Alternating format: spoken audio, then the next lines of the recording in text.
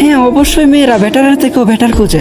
আর এখন কিছু মেয়ে এসে কমেন্ট করে বলবো যে ভাইয়া দেখো সব মেয়ে কিন্তু সেম না। হ্যাঁ এটা আমিও জানি যে হাতের 5টা আঙ্গুল যেহেতু সমান না, তাহলে প্রত্যেকটা মেয়ে কখনোই সেম হইতে পারে না। তবে আমার এমন একটা মেয়ে দেখাও যে কিনা বেটারে তালাশ করে না, বেটার খুঁজে না। যেমন ধরো গেমের ভিতরে একটা মেয়ের প্রাইম লেভেল 7 কিংবা 8, আর ওই মেয়েটাই ডো করছে একটা নর্মাল প্লেয়ারের সাথে যার কোনো প্রাইম লেভেল নাই, যে কিনা আইডিতে কোনো রকম খরচাপাতি করে না। আমার শুধু এমন একটা মেয়ে দেখাও।